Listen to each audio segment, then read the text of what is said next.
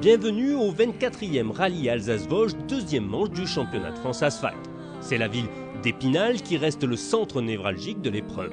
Le public profite de la douceur du climat au bord de la Moselle lors de l'ouverture du bal dans la super spéciale avec télévision, animation et réception à la clé. Une spéciale spectacle disputée sur le Champ de Mars, le dieu de la guerre qui assiste aux premières batailles entre chiens et loups.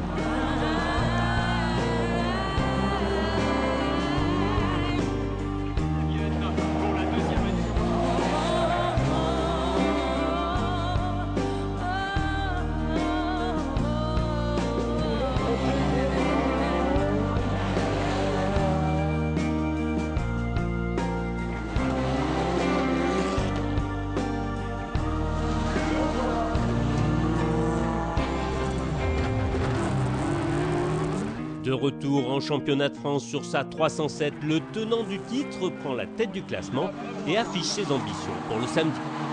L'objectif avant tout c'est de se faire plaisir et d'essayer de marquer le maximum de points pour le championnat team pour Beauzian, pour l'équipe Beauzian, et puis de gagner pour mon partenaire parce qu'on est dans sa région. Malgré la pluie, ils sont nombreux sur le bord des routes à soutenir Patrick Henry.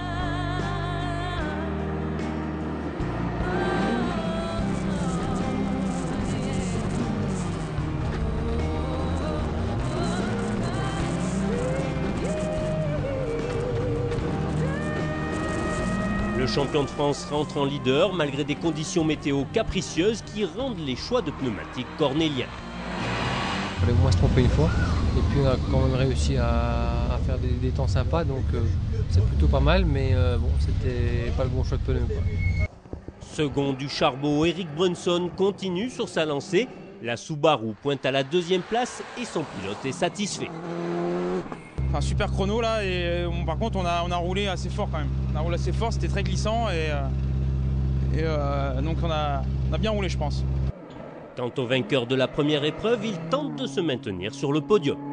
En slick dans cette spéciale, déjà que j'aime pas cette spéciale. Non, j'ai assuré, bon j'ai bien fait parce que on est plus vite dehors que sur la route, hein. Non, il faut... C'est pas pour moi ça. Ils ne sont pas venus faire les foins, mais ils sont affûtés dans le trophée BF Goodrich. Le premier vainqueur, Arnaud Goyard, est bloqué du dos et il tente de limiter les dégâts, tout comme Olivier Marty, diminué par une grosse sinusite. Difficile pour Gilles Nantais, dont la Porsche se révèle délicate dans ces conditions, alors que Jean-Sébastien Vigion se révèle aussi performant qu'à Lyon. Il pointe dans le trio de tête, tout comme Patrick Rouillard, qui reprend du service avec sa Toyota. Surtout je manque de roulage, il y a des fois où je suis vite, je freine trop tard, après je freine tôt. Voilà, faut que je reprenne le rythme de course. Le plus rapide, on s'en doutait, c'est Éric Moffret qui joue ici à domicile. 100 mètres en file, à gauche, serré. 30 mètres. Droite à fond court, 100 mètres. Droite 3 tours. Revanchard, après son abandon lyonnais, le Vosgien pointe en tête du trophée BF Goodrich et espère jouer le podium demain avec Snowbeck. Là, Dany est à 2 secondes et quelques de moi. Je pense que dans la spéciale spectacle, il risque fort de me repasser devant. Mais je lui réglerai son compte dans la spéciale de Tendon qui est à 2 km de chez moi. Rendez-vous demain pour la dernière étape avec 4 chronos dont la fameuse spéciale de Corsieux, véritable juge de paix du rallye.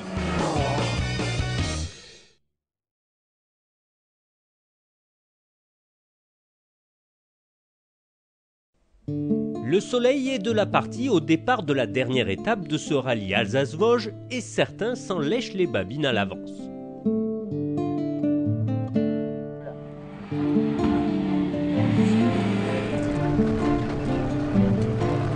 Aujourd'hui, le TGV s'appelle Patrick Henry, leader incontesté et heureux.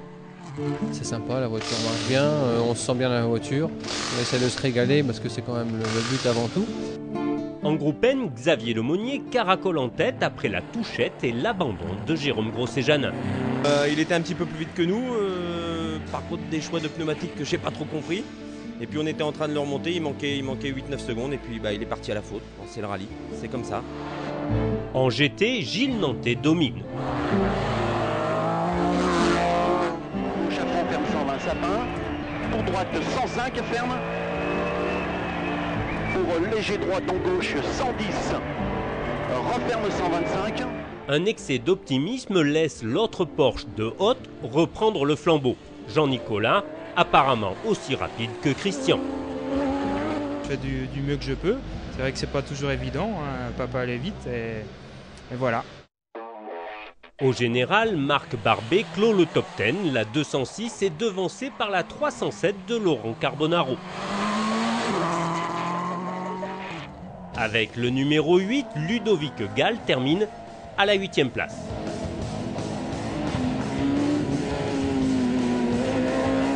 La 3e place du trophée BF Goodrich vaut de l'or. D'un côté, il y a Jean-Sébastien Vigion et sa Clio Maxi. 90 plus 1, tour rouge. 50, 4, 4, 4. Pour 90 plus. 90 plus. De l'autre, il y a Arnaud Goyard et sa 306 Maxi.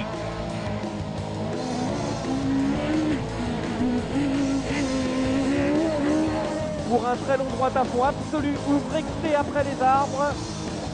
Jusque droite excès, referme sans plus, mi-long après les arbres. Sous la pluie de l'ultime chrono, Vigion réussit le scratch.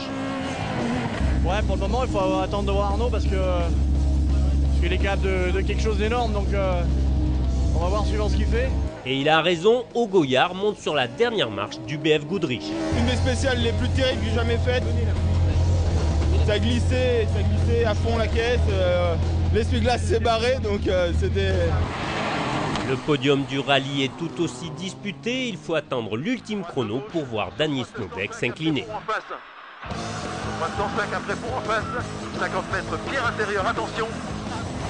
Dans la matinée, Patrick Rouillard réussit un super temps. 150 mètres, gauche, gauche 140. 140 le gauche sur gauche. La Toyota se rapproche à quelques secondes de la 306 du Vosgien. Dans droite, Sobrestar. 30 mètres épingle gauche extérieure. 50 mètres. Gauche 4. Malgré la pluie, Eric Maufré résiste à la 4 roues motrices pour prendre la 3e place et remporter le trophée BF Goodrich.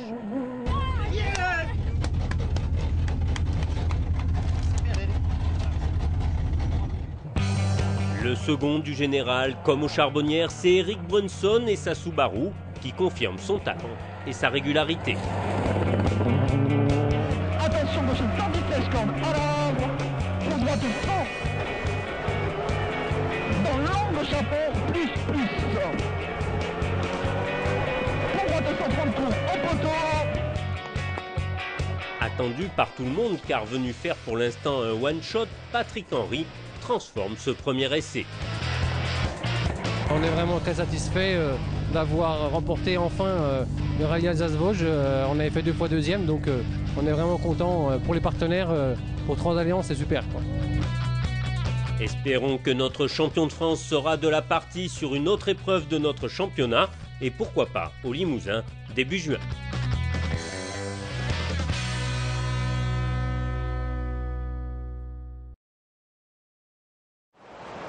Épinal, 2e manche de la Suzuki Rally Cup, point de départ du rallye Alsace-Vosges. Vendredi soir, premier et unique chrono du jour, la spéciale spectacle d'Épinal. Nous sommes dans la Suzuki Swift de Cyril Audirac et de son copilote Ludovic Mathieu. Allez, 50 mètres, droite 80 plus referme, droite 80 plus referme. Pour écart, gauche 80 plus. Pour écart, gauche 80 plus, sur droite 80 referme. Sur droite 80 referme. 2 minutes 36 secondes 5 dixièmes, ce sera le temps de référence pour parcourir les 2 km 400 de cette très courte spéciale. 70 mètres. Un excellent temps puisque le favori et leader de la Cup, Johan Bonato, termine à 3 secondes et Damien Doma à plus de 4 secondes.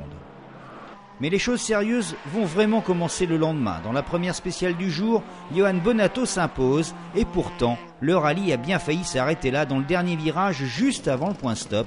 Il tape fort, très fort, c'est un miracle si la voiture roule encore. C'est alors un véritable exploit que va réaliser Bonato. Il remporte le chrono suivant et réussit à ramener la voiture jusqu'à l'assistance où, à leur tour, les mécanos du team Oriol Compétition vont eux aussi réaliser l'exploit. Ma voiture elle va bien, elle est un peu abîmée, c'est que de la carrosserie, mécaniquement rien n'a pris. On a fait ça dans la première spéciale ce matin, après la ligne d'arrivée, donc bon c'est un peu bête, mais bon heureusement la voiture a rien et on est encore en tête de la Suzuki là, donc bon ça va, on va pas se plaindre, hein, on est plutôt content même. Et ça va marcher puisqu'à l'issue de cette deuxième étape, après 10 spéciales, Bonato compte 7 temps scratch à son actif. Derrière Bonato, on ne s'est pas amusé, Damien Doma est juste derrière, à 7 secondes. On ne s'est pas amusé non plus pour le gain de la 3e place. Boris Carminati, avec 2 temps scratch, occupe cette 3e place. Mais à égalité, ex aequo avec Jérôme Schmitt, et tout ça à moins d'1 minute de Bonato. Dimanche matin, il ne reste plus que 5 spéciales à parcourir, sauf qu'il va falloir passer 2 fois dans Corcieux, 2 fois 27 km sous les averses. Bref, le rallye est loin d'être joué, c'est le moins que l'on puisse dire. Et pourtant, Johan Bonato va déjouer tous les pièges et démontrer qu'il était bien le plus fort. Il s'impose dans la première boucle, relègue Damien Thomas à plus de 30 secondes et remporte le rallye avec presque 2 minutes d'avance. L'objectif final c'est de remporter la coupe, alors maintenant c'est clair qu'on a 2 victoires donc ça peut pas mieux démarrer, on est super content, maintenant il faut que ça continue comme ça, le but c'est vraiment de gagner à la fin, c'est pas de gagner toutes les courses, donc on est très content de démarrer comme ça et vraiment félicitations à Damien parce qu'il a vraiment super bien roulé. Damien Doma a bien roulé mais a joué de malchance, crevaison dans la dernière spéciale du rallye, il laisse échapper la 2e place, il termine quand même 3e au général. C'est donc Boris Carminati qui monte sur la 2e marche du podium, aidé en cela par l'abandon de Schmitt dans l'avant-dernier chrono. Prochaine manche de la Suzuki Rally Cup au rallye du Limousin du 6 au 8 juin.